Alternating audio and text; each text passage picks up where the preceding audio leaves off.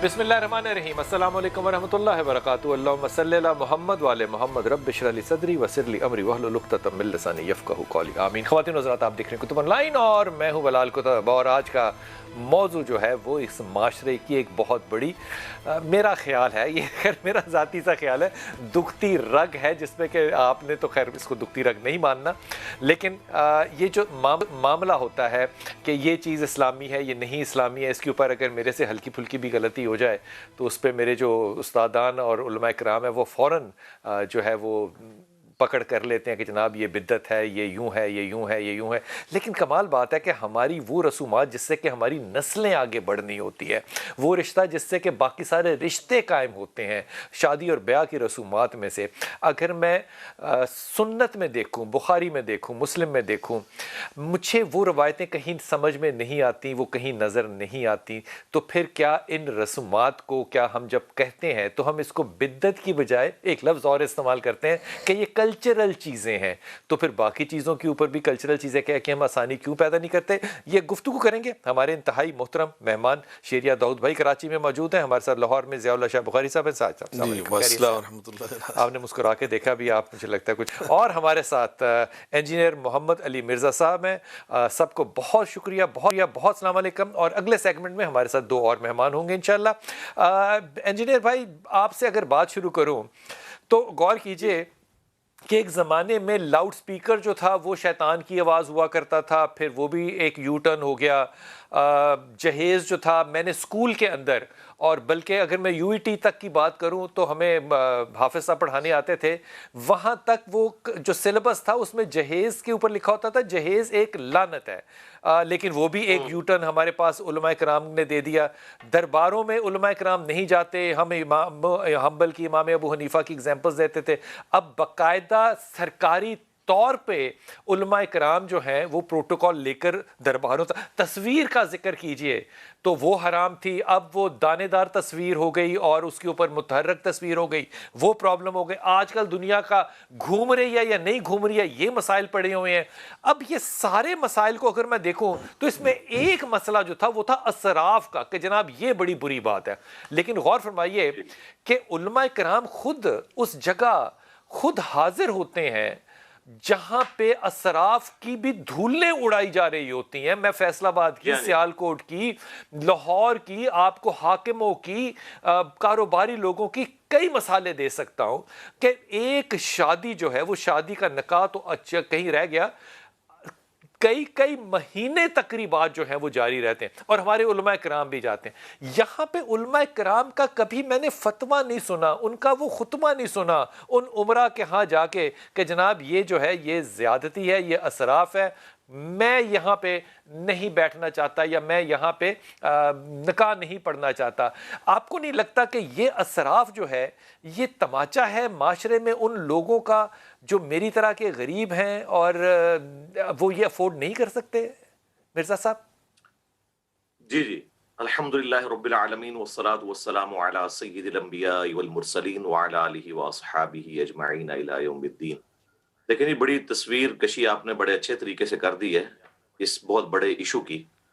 आपने ये जो पूछा कि उलमा वहाँ पे क्यों जाते हैं, तो इसका सीधा सा जवाब है कि हमारे उलमा की अक्सरियत को जो फंडिंग है वो इन्हीं अमीर घरानों से आती है। इसलिए फिर जब उन पे ये वक्त आता है तो ये उनको हेल्प आउट करने के लिए पहुंच जाते हैं। अल्लाह के महबूब सल्लल्लाहु अलैहि वसल्लम का एटीट्यूड कतन ऐसा नहीं होता था। आप तो इस तरह के मामलात को डिस्करेज करते थे। सबसे पहले तो आप देखें सूरह बनी इसराइल में 10 कमांडमेंट्स आई हैं, कुरानिक वर्जन उनका। उसमें एक बात आई है कि जो इसराफ करने वाले हैं ये शैतानों के भाई हैं और शैतान तुम्हारे रब का बड़ा नाशुक्रा है। अब ये इस एक जुमले के अंदर क़यामत छुपी हुई है। ये शयातीन के भाई हैं, ना सिर्फ ये पैसे को फजूल उड़ाते हैं बल्कि जिन लोगों के पास पैसा नहीं होता उनके दिलों पर इनकी वजह से छुरियां भी चलती हैं। शयातीन के भाई हैं, इसकी वजह से दुश्मनी पैदा होगी और फिर जब कभी मौका लगेगा किसी गरीब आदमी का तो वो अपने सेठ के पेट में छुरा घोंप कर उसका माल लेकर भागेगा कि मेरी बेटी भी चलो इस उम्र को पहुंच चुकी है तो मैं इस माल के जरिए उसकी शादी कर लूं। तो ये बहुत बड़ा जुल्म कर रहे हैं। नबी सल्लल्लाहु अलैहि वसल्लम ने ہمیشہ ایسی چیز کو ڈسکریج کیا ہے جو معاشرے کے اندر فتنہ پھیلا سکتی ہے. مثلاً صحیح مسلم میں حدیث ہے, تو آپ جس صلی چیز کا اللہ علیہ وآلہ اس وسلم کے شیطانی سامنے. کام کا جو آپ فرما رہے ہیں محمد علی بھائی، جی جی اگر اس کا نتیجہ نکاح ہے تو پھر اس پہ ہم نے کبھی ممبر سے آواز کیوں نہیں بلند کی کہ یہ بدعت ہے جناب؟ جو ابتدا شیطانی کام سے ہو رہی ہے اس کی انتہا رحمانی کام پہ کیسے ہو رہی ہے؟ میں نے آپ کو اس کی وجہ پہلے ہی بتا دی ہے نا کہ یہ بہت بڑے لوگ ہیں نا, یہ فائنینسر ہوتے ہیں. فائنینسر جب ہوتے ہیں نا تو وہ پھر ان کو یہ اپوز نہیں کر سکتے نا. جب تک ہمارے علماء کرام, ہمارے ممبر آزاد نہیں ہو جاتے نا امیر لوگوں کے شر سے کہ ان کے چندوں پر چلنا چھوڑ دیں, تو پھر آپ دیکھیں وہ کتنے انڈیپینڈنٹ ہوں گے. وہ بول نہیں سکتے. آپ گاؤں ایریا میں جا کے دیکھیں, جمعے کی نماز گاؤں کے چودھری کی وجہ سے 15-20 منٹ لیٹ کر دی جاتی ہے. میں بتا رہا تھا صحیح صحیح مسلم کہہ میں رہے حدیث ہے, ایک خودکشی والے کا جنازہ لایا گیا, آپ علیہ السلام نے فرمایا کہ تم پڑھ لو, میں نہیں پڑھوں گا. پروٹیسٹ کے طور پر اس کام کو ڈسکریج کرنے کے لیے آپ علیہ السلام نے یہ کام نہیں کیا. بخاری مسلم میں حدیث ہے, مقروض کا جنازہ لایا جاتا تو آپ وہ نہیں پڑھتے تھے. جب اللہ نے وسعت دی تو پھر خود قرضہ اتارتے تھے, اس کے بعد آپ جنازہ پڑھتے تھے. تو ہمیں تو اس طرح کی کسی میرا ایک اسٹوڈنٹ تھا, وہ خودکشی کر کے مرا, 17-18 سال کی عمر تھی, اس نے تیزاب پی لیا. مجھے بڑا عزیز تھا لیکن میں اس کے جنازے میں نہیں گیا. کسی بھی ڈومیننٹ پرسنالٹی کو کسی بھی ایسی جگہ پہ نہیں جانا چاہیے, پھر وہاں جا کے ایسی تقریریں نہیں کرنی چاہیے کہ جو آپ گناہ گنوا رہے ہیں وہ سارے جو ہے وہ منوان اسی طریقے سے اس میت کے اندر موجود تھے, اور آپ وہاں پہ یہ گناہ گنوا رہے ہیں لیکن ان کی آپ اصلاح کے لیے کچھ بھی نہیں کر رہے. تو میں تو ڈسکریج کرتا ہوں, مجھے بڑا دکھ وہ ہوتا ہے اس طرح کے مری کے معاملات کو. اندر ایک ایسی جگہ تھی جہاں پہ محمد علی ہم گئے اور وہاں پہ 1:15 بجے کا جمعہ تھا, اور وہ کیونکہ وہ ایک دربار تھا تو وہاں پہ وہ حضرت جو تھے وہ گفتگو فرما رہے تھے, تو جمعہ تقریباً 3:15 3:30 بجے تک ڈیلے ہو گیا کہ جناب حضرت جو ہے یہ اللہ فرما اکبر. رہے ہیں نماز جو ہے وہ بعد میں جائے گی. میرا سٹانس صرف یہ ہے کہ ٹھیک ہے سارے لوگ تو فنڈڈ نہیں ہوتے نا, لیکن وہ لوگ جو کہ زیادہ افیکٹو ہوتے ہیں, کیا ان کو یہ بات زیادہ بلند آواز سے نہیں کہنی چاہیے تاکہ یہ پیغام جو ہے یہ ہر خاص و عام تک پہنچے؟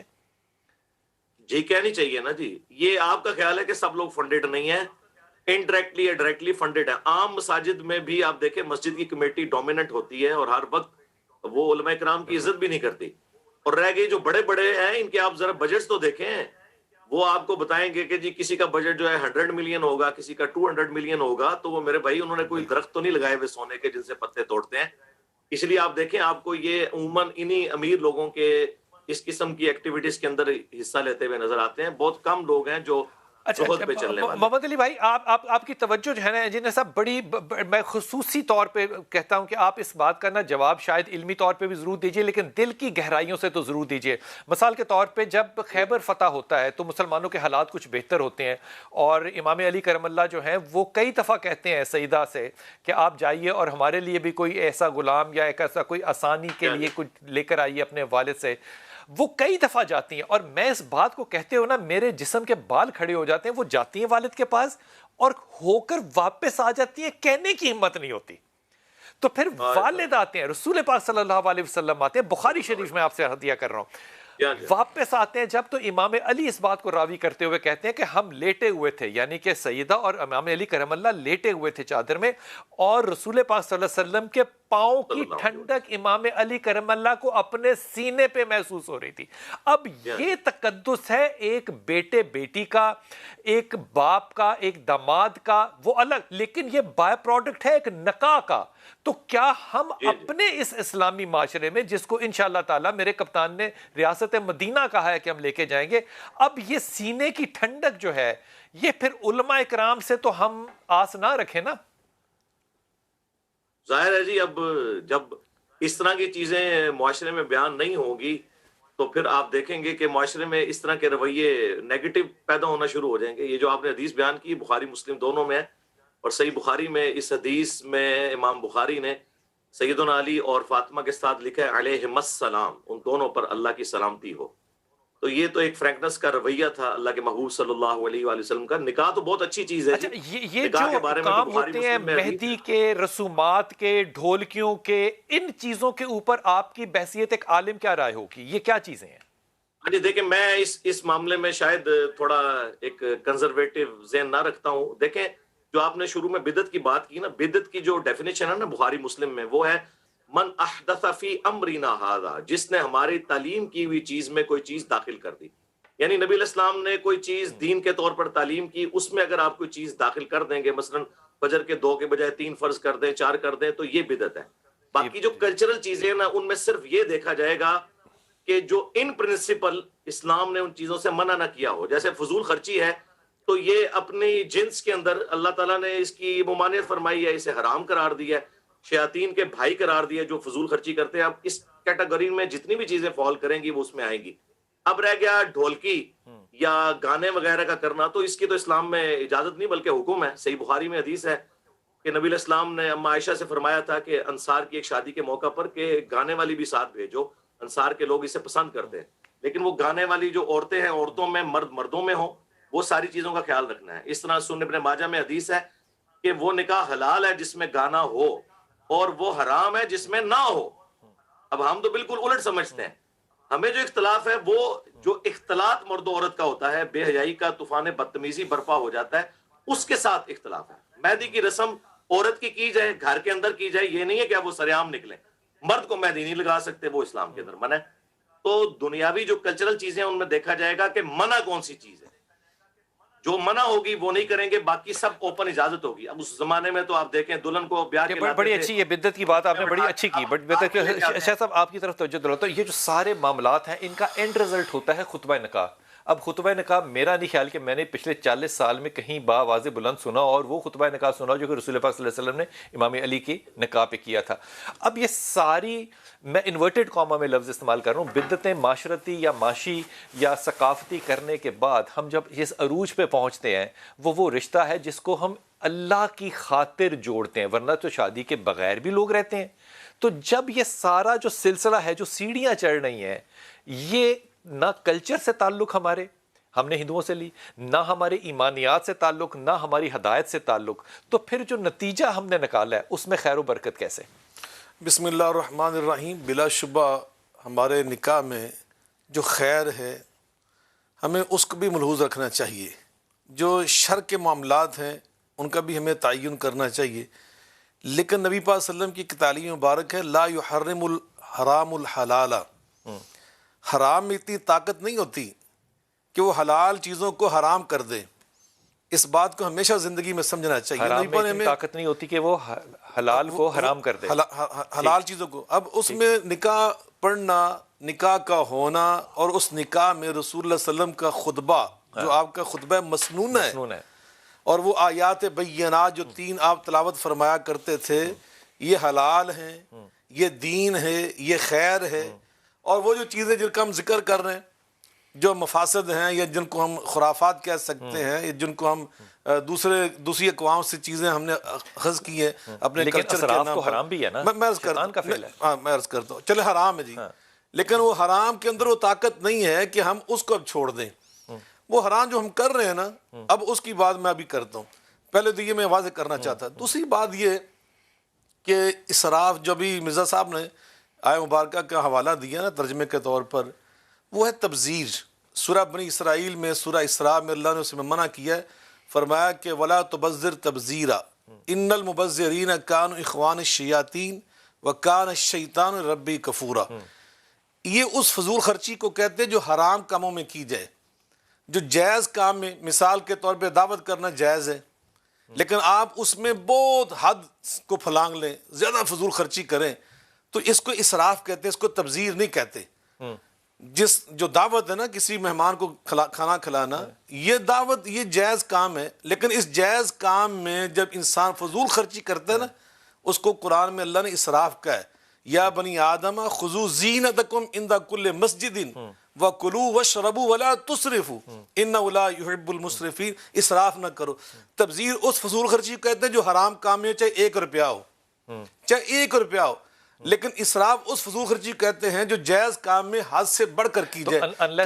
اللہ کہ میں وہ ڈھولکی کو اور وہ سارے ناچ گانوں کو اور وہ سارے مہندیوں کو جائز نہ سمجھوں تو یہ اسراف ہوگا یا کیا ہوگا پھر؟ نہیں، یہ جو چیزیں ہم کرتے ہیں نا، ڈھولکی بجانا، جو ابھی مرزا صاحب نے بات کی، میں ڈھولکی کی بات جو کہہ رہا ہوں نا، وہ اس کلچر سے ہے، وہ اس ہنگامے سے ہے جو کہ برپا ہو رہا ہے وہاں پہ. نہیں، جو شادی ڈھولکی کا بجانا تو نہیں نا، آج تک تو ڈیک لگے ہوتے ہیں وہاں پہ. وہ چیزیں تو بالکل اس کو ہم کسی طور پہ کسی عالم دین نے وہ مرزا صاحب فرما رہے تھے میں کہتا ہوں کوئی پاکستان کا کوئی عالم دکھا دیں، بے شک چندوں سے بیچارے پڑے ہیں، بے شک وہ چندے لے رہے ہیں، اس کے باوجود اپنی کمزوریوں کے کوئی ایک مولوی بتا دے، کوئی ایک عالم، کوئی ایک سکالر، کوئی ایک مذہبی رہنما کہ جس نے ان چیزوں کو جائز قرار دیا ہو. یہ تو واقعی نکاح بھی تو وہی پڑھا رہے ہیں نا. دیکھیے نا، میں نے پہلے اس کی بات کی، نبی پاک نے فرمایا کہ اذا امرتکم بامر فاتوا منہ ما استطعتم، کہ میں جب تمہیں دین سکھاؤں نا تو دین پہ عمل کرنا اتنا ہی تمہارے اوپر فرض، جتنی تمہارے اندر طاقت ہے. جب انسان ایک بہت، آپ اگر نکاح نہیں پڑھائیں گے تو وہ خیر کا کام شر کے اندر، اس شر کے اندر شر تو ہو رہا ہے. جو آپ نے جا کے وہاں خطبہ دینا ہے، جو آپ نے نبی پاک کے الفاظ وہاں پہ پڑھنے ہیں جا کر، وہ تو خیر ہے، وہ تو دین ہے. اب وہ دین والا حصہ، خیر والا حصہ، بھلائی والا حصہ، وہ بھی آپ چھوڑنا چاہتے ہیں. ٹھیک ہوگی بات. مرزا بھائی مجھے ایک ذرا میں نے وقفے پہ جانا ہے، مجھے یہ فرما دیجئے کہ آپ کے خیال میں تقریب نکاح جو ہے اس کو کیسے برپا کرنا چاہیے اسلامی پرسپیکٹو میں، شریعت کے پرسپیکٹو میں؟ دیکھیں جی، نکاح جو ہے نا وہ ایک سوشل محمد علی بھائی اللہ تعالیٰ نے رکھی. جی نکاح ایک سوشل بائنڈنگ ہے جو اللہ تعالیٰ نے میاں بیوی کے رشتے کے لیے رکھی ہے. جس طرح کہ مولانا نے فرمایا کہ اس کے لیے ایک مسنون خطبہ آیا ہے، وہ خطبہ جامع ترمذی کے اندر موجود ہے، سنن نسائی کے اندر موجود ہے. نبی الاسلام اس میں قرآن پاک کی 3 آیات مختلف جگہ سے تلاوت فرماتے تھے.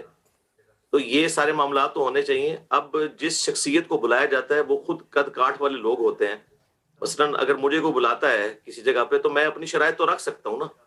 یہ مولانا نے صحیح فرمایا کہ کبھی کسی عالم نے اس طرح کی ایکٹیویٹیز کو جائز نہیں قرار دیا جو کچھ بےہودگی یا اس طرح کے معاملات ہو رہے ہوتے ہیں. لیکن یہ لوگ جب ادھر بیٹھتے ہیں نا تو باقی لوگ پھر اس سے پلی لیتے ہیں کہ یار دیکھیں جب اتنے بڑے بڑے عالم بیٹھے ہوئے ہیں تو یہ پھر جائز ہی ہوگا. یا تو وہاں پہ بول کے کہیں گے نا کہ جی یہ تو ہم نے نکاح پڑھایا اور یہ جو کچھ آپ نے کیا ہوا ہے یہ غلط ہے، تو یہ کہیں گے جی وہ ایسا موقع نہیں ہے. جب موقع نہیں ہے تو آپ کی خاموشی جو ہے نا وہ خود بخود لائسنس دے دیتی ہے باقی لوگوں کو کہ وہ اس طرح کے معاملات کو درست سمجھنا شروع کر دیتے ہیں. تو میرا خیال ہے جو بڑے علماء ہیں، خاموشی جو ہے یہ چیزوں کو لائسنس دے دیتی ہے کیونکہ آپ نے پروٹیسٹ نہیں کیا، آپ نے کیا. لیکن دوسری بات ضیاء صاحب کہہ رہے ہیں کہ یہ معاملہ جو ہے اس میں بھلائی ہے تو آپ برائی کے ہوتے ہوئے بھلائی کو چھوڑ نہیں سکتے. مرزا بھائی اگر آپ تکلیف نہ کریں تو آپ اگلے سیگمنٹ میں میرے ساتھ رہیے گا. میں اسی موضوع کو لے کر جاؤں گا شاہ صاحب شہریار آپ کے پاس، اور اسی بات کو کنٹینیو کریں گے کہ پھر وہ جو رائے ہے، وہ جو پیغام ہے ممبر کا، وہ ڈھکا چھپا ملے گا ہمیں یا وہ با آواز بلند ملے گا؟ وقفہ لیجیے، واپس آتے ہیں. بسم اللہ الرحمن الرحیم. شہریار داؤد بھائی بڑی معذرت چاہتا ہوں، میں آپ کے پاس بڑے انتظار کے بعد آ رہا ہوں، لیکن مجھے لگتا ہے شہریار داؤد بھائی میں ایمانداری سے طنز نہیں کر رہا، میں اپنے دل کی اتر گہرائیوں سے کہہ رہا ہوں، کیونکہ جو علماء کرام کرتے ہیں ہمارے لیے ہمیں تو اسی بات کو دین سمجھتے ہیں نا. اب جتنے پچھلے 100 سال میں دیکھیں یو ٹرنز ماشاء اللہ تعالیٰ آپ لوگوں نے لیے ہیں، لاؤڈ سپیکر سے لے کے، تصویر سے لے کے، جہیز سے لے کے، دنیا کے گھومنے سے لے کے، جتنے بھی یو ٹرن دیکھیں، مجھے لگتا ہے میرے کپتان کے اندر بھی نا ایک بہت بڑا مولوی ہے، کیونکہ وہ بھی کہتا ہے کہ یو ٹرن لینا چاہیے. تو پھر تو یہ شرعی طور پہ ایک حقیقت ہو گئی کہ ہمارا آج کا جو امام ہے وہ بالکل ٹھیک، اس کے اندر ایک مولوی بیٹھا ہوا ہے. مجھے یہ فرما دیجئے کہ یہ دونوں ہمارے علماء کرام نے، محمد علی نے بھی یہ بات کی، ضیاء صاحب نے بھی یہ بات کی کہ ہم لوگ جو اسراف کرتے ہیں ہم اس کے اوپر شیطانی فعل بھی کہتے ہیں لیکن پھر اس کو حرام والی بات بھی کہتے ہیں. دوسری طرف ہم وہاں جا کے اپنی آواز کو بلند بھی نہیں کرتے. تیسری طرف اگر ہمیں کوئی کہہ دے کہ کسی غریب کے بچے کی شادی کر دو تو ہماری جان ہلک میں آ جاتی ہے. لیکن ماحول دینی ہے، تبلیغی ہے اور مذہبی ہے. جمعے کے اندر ہم نے پہلی صف میں ضرور کھڑے ہونا ہے، لیکن ان ساری رسومات پہ آواز سوشل میڈیا اٹھائے گا، سیکولر مائنڈ اٹھائے گا، 8 مارچ اٹھائے گا، یا کون اٹھائے گا؟ آپ کیوں نہیں اٹھائیں گے؟ بسم اللہ الرحمن الرحیم. بہت شکریہ. میں نے ابھی شاہد راؤ کو اپنا پچھلے سے 7 جنوری کا جمعے کا بیان بھیجا ہے. اس کا ٹاپک رکھا ہے میں نے کورٹ میرجز اور شادی بناؤ سادی. اس کے علاوہ میرے کئی آپ مختلف میرے یوٹیوب چینل پہ میرے جمعہ کے بیانات اپلوڈ کرتا رہتا ہوں. سب سے زیادہ جو میں اپنی ذات کی بات کروں گا، باقی آ جائیں گے 100 سال کے علماء کے کردار کے اوپر بھی، کہ جی میرا سب سے زیادہ جو ایمفیسائز ہوتا ہے وہ اسی بات پر ہوتا ہے کہ شادی کو آسان کرو، نکاح کو آسان کرو، زنا کو مشکل کرو. ابھی آپ نے سنا ہوگا، میں نے بھی سنا، شاید سما کی نیوز میں کسی کلپ میں دیکھا تھا کہ جی وہ ٹیبلٹ آ رہا ہے، اب تو شاید نکاح خوان کی بھی ضرورت نہیں رہے گی. ٹیبلٹ آئے گا، وہ آپ کے انگوٹھوں کے امپریشنز لے گا. اگر آپ ٹیکس چور ہوئے تو آپ کو شادی کے میدان سے اٹھا لیا جائے گا. نہ کوئی ایسا کوئی اس کا گواہ. اب تو شادی اور مشکل بنا دیا آپ لوگوں نے. اس میں مولویوں کا کیا قصور ہے؟ نمبر 2، ہمارے اندر آپ کیا نے آواز بھی نہیں اٹھائی نا. کس نے نہیں اٹھائی؟ اٹھانی چاہیے تھے. وہ پلیٹ فارم کہاں کیوں خاموش ہے؟ نہیں، پلیٹ فارم میں بول تو رہا ہوں آپ کو. میں آپ کے پلیٹ فارم سے کہہ رہا ہوں کہ یہ آپ لوگ انتہائی فضول، لغو اور بےہودہ حرکت کرنے جا رہے ہیں. آپ لوگ مزید ریاست مدینہ کے اندر سے مولوی کا کردار ختم کرتے چلے جا رہے ہیں. ٹھیک ہے. نمبر 2، آپ کہہ رہے ہیں کہ جی علماء کرام کیوں ڈسکریج نہیں کرتے؟ نکاح پڑھانے کے لیے تو علماء عالم ہی جائے گا نا، یا چلو عالم نہیں جاتا، جو بھی نکاح خان رجسٹرار ہے وہ جائے گا نا. جب وہ نکاح پڑھانے جائے گا تو نکاح کو مسجد میں کرانا جو مسنون طریقہ ہے اس کو کیوں نہیں انکریج کیا جاتا؟ مسجد میں کیوں نہیں پڑھایا جاتا؟ کیوں اس ایسے ہال میں امام کو یا قاضی کو 1-1 ڈیڑھ 2-2 گھنٹہ انتظار کرایا جاتا ہے کہ جی لڑکی دلہن ابھی تیار ہو کر نہیں آئی ہے، دلہا بھی تیار ہو کر کے نہیں آیا؟ دیکھیں، تالی 2 ہاتھ سے بجتی ہے. آپ کے مسائل کو اگر آپ اس مسئلے کو لے کر چلیں گے نا تو آپ کو پیچھے تھوڑا اور آنا پڑے گا. آپ اپنے امام کی جو محنتانہ اس کو دیتے ہیں وہ کتنا دیتے ہیں مسجد میں؟ وہ جو آپ کی نمازوں کی امامت کرتا ہے، امامت کے پیسے نہیں ہوتے، اس کے وقت کی پابندی کے پیسے ہوتے ہیں. وہ کتنے ہوتے ہیں؟ کیا اس کے اندر آپ 4 بچوں کا دودھ بھی لا سکتے ہیں اس تنخواہ کے اندر؟ نہیں لا سکتے نا. تو پھر سب سے پہلے تو آپ کو پیچھے سے بلال بھائی صحیح آوے کا آوا جو بگڑا ہوا ہے نا وہاں سے صحیح کرنا پڑے گا.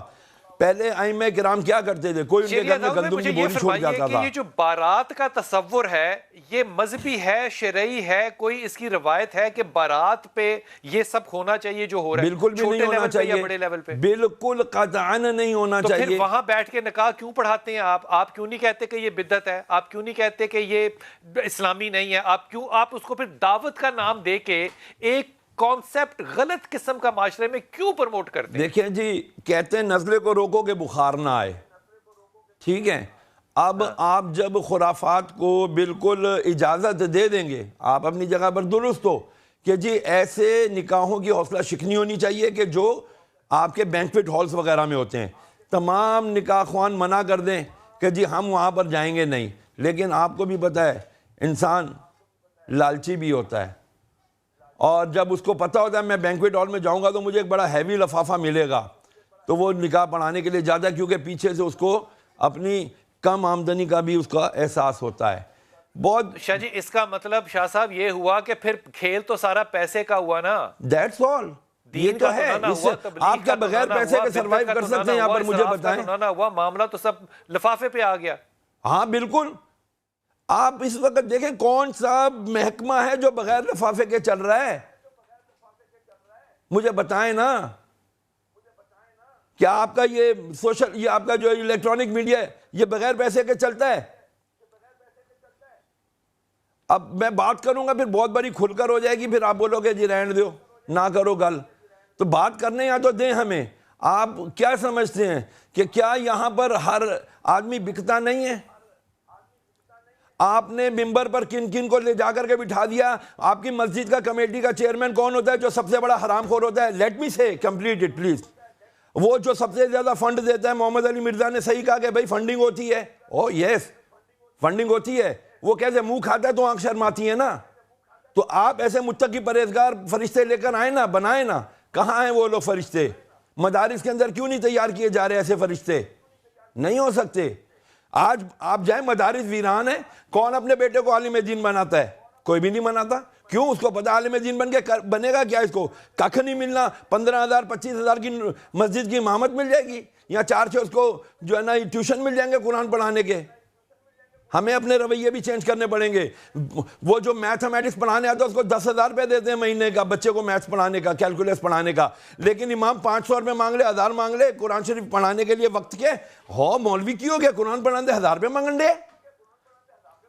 دونوں طرف سے تعلیم بچتی ہے جناب. انجینئر محمد علی مرزا صاحب، میں اس بات کا جواب جو کہ ابھی شاہ صاحب نے کہا یہ وقفے سے واپس آؤں گا اور آؤں گا کہ یہ جو بات کہہ رہے ہیں کیا یہ واقعی صرف اکنومیکل 10,000 اور 7,000 روپے کا پھڈا ہے، یا آپ کو لگتا ہے کہ ممبر کی ذمہ داری یقیناً زیادہ ہے؟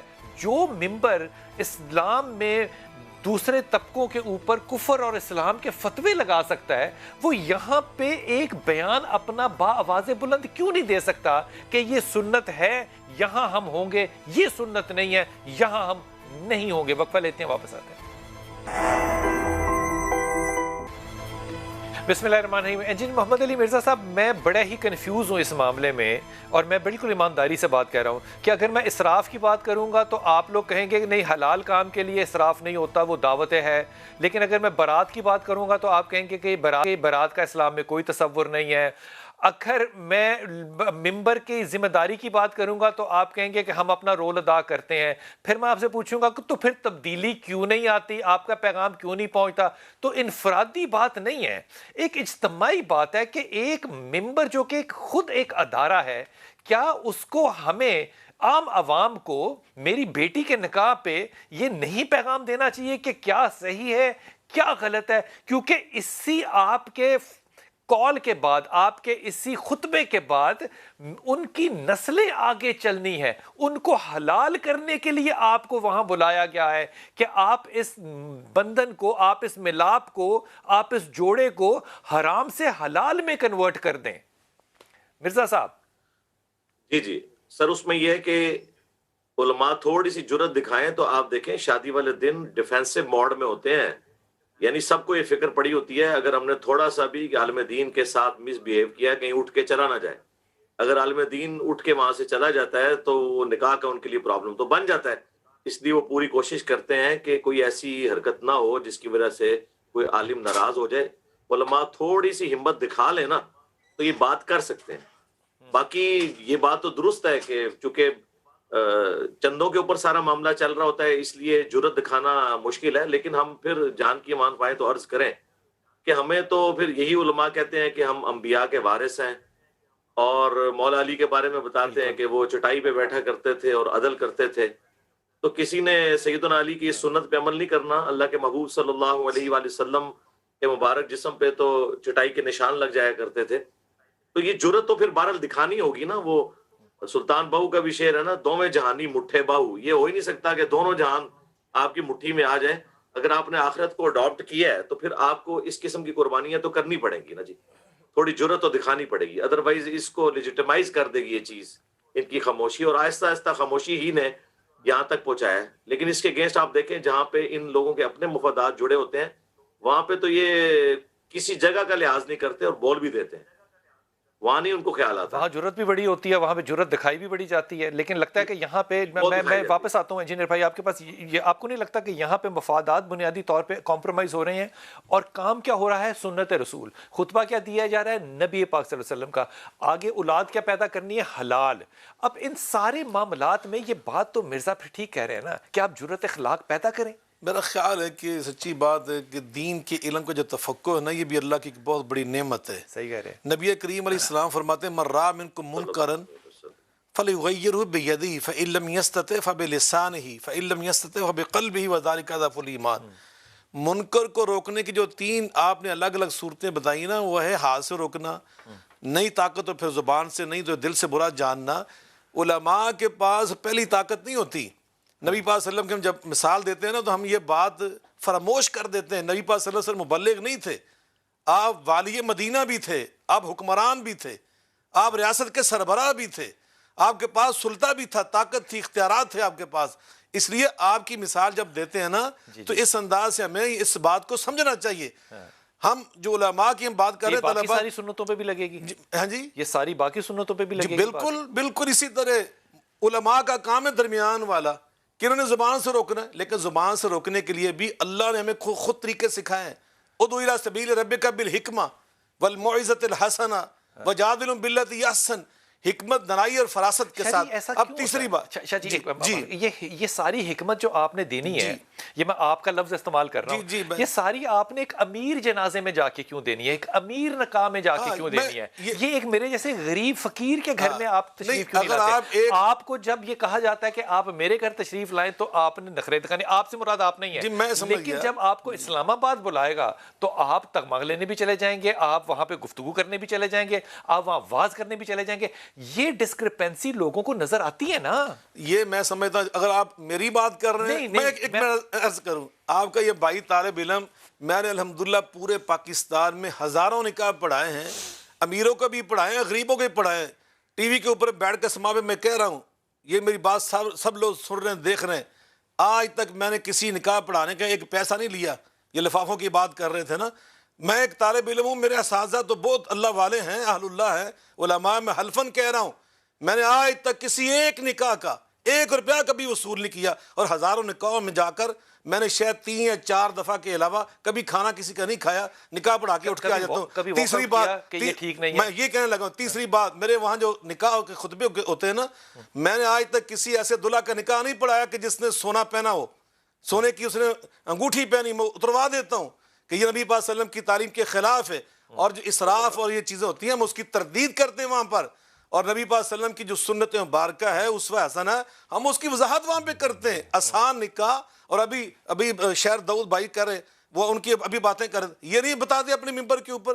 ابھی بھائی محمد علی جو کہہ رہے ہیں, یہ بھی تو سارے کے سارے علماء تردید ہی کر رہے ہیں نا. یہ سارے علماء پاکستان کے اندر وہ ان چیزوں کی تردید کرتے ہیں ممبر کے اوپر, بڑا مضبوط پیغام ہے. لیکن ہم خلط ملط یہ کرتے ہیں کہ نبی پاک کی جب بات کرتے ہیں, خلفاء کی جب ہم بات کرتے ہیں, سیدنا علی المرضیٰ کی ہم بات کر رہے ہیں, وہ حکمران بھی تھے, وہ ریاست کے سربراہ بھی تھے, ان کے پاس اختیارات بھی تھے. ٹھیک ہوگی بات. شہریار داؤد بھائی, مجھے ایک جملے میں صرف بتا دیجئے گا کہ جب ہم نبی پاک کی بات کرتے ہیں, جب تو وہ حاکم بھی تھے, وہ وارث بھی تھے, وہ امام بھی تھے, کیا یہ مثالیں دینا پھر میرے جیسے جاہل لوگ بند کر دیں کہ نکاح یوں ہونا چاہیے یا سنت یوں ہونی چاہیے, پھر کیا کریں؟ میری بات سنیں, آپ کہتے ہیں جی آپ صاحب صرف اور صرف جو ہے نا علماء اور ممبر کو پکڑ لینا, آپ عوام کو کیوں نہیں پکڑتے؟ ہم تو تھک گئے سمجھا کے. بھائی آپ کو ہماری جس قسم کی بھی ہیلپ کی ضرورت ہے, ہم آپ کے ساتھ موجود ہیں. آپ نکاح مسجد میں آ کے کریں, کی کریے جی کارالی نہیں راضی ہوں جی. او یار, عوام اپنا ایٹیٹیوڈ خود چینج کرنے کے لیے تیار ہی نہیں ہے. ایک باپ کہتا ہے میں نے شادی کرنی ہے, بچے بیوی کھڑے ہو جاتے ہیں, لے سارا زمانہ کیا کہے گا ہماری بیٹی. مسجد کتنے پیسے لیتا ہے نکاح کروانے کے؟ جی بادشاہ مسجد کتنے چارج کرتا ہے؟ بادشاہ مسجد آپ کسی ایک کو نہیں پوائنٹ کر سکتے نا. آپ گلی محلوں کے تو دیکھیں نا, جو فری میں جا کے, شاہ صاحب نہیں فری میں جا کے پڑھاتے, الحمدللہ ہم بھی جا کے فری میں پڑھاتے ہیں اللہ کے فضل و کرم سے. لیکن میری بات سنیں, عوام کا کردار کیا ہے؟ عوام تو دیکھو نا, عوام خود چاہتی ہے عیاشی کرنا, وہ پھر علماء کے اوپر کیوں ڈال دیتے ہیں آپ لوگ یار؟ اللہ تعالیٰ تمام لوگوں کو سلامتی دے, اپنی دعا میں یاد رکھیے گا. وعلیکم ورحمۃ اللہ وبرکاتہ.